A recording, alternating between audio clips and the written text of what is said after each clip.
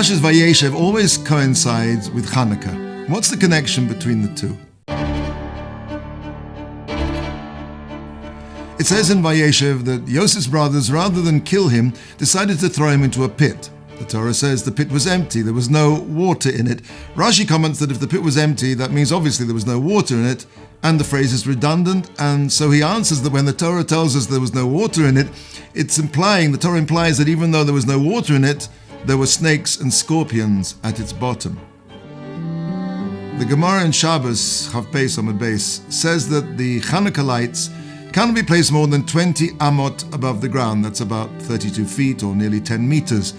Rashi and other commentators explain that the lights are placed above 20 amos, then they can't easily be seen by a person passing by in the street, and that's lacking in the Pesumei Nisa, the proclamation, the advertising, so to speak, of the miracle.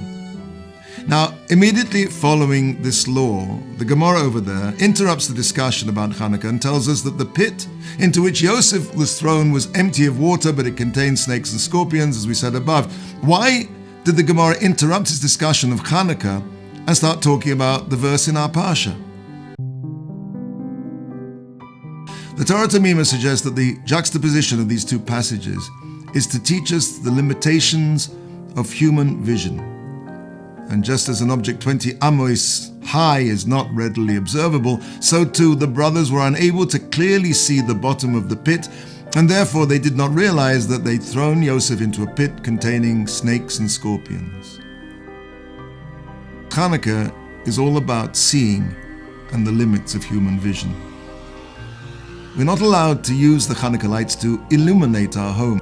We may only look into the light itself, we may only gaze into its depth. Why can't we use the light of Chanukah for some other sacred purpose? Why can't we use their glow to read words of Torah, for example, or to say Tehillim, Psalms? What sets aside the Chanukah lights from every other worldly light? Why may we only gaze into the light? And what are we supposed to see there? Darkness. You turn on a light. Light has two powers. Firstly, your surroundings are illuminated. You can see what's around you. And secondly, there's the light itself, the source of the illumination. When we look at our surroundings, our perception of the light is second-hand. It's reflected. It's enlightenment, but it's not the light itself.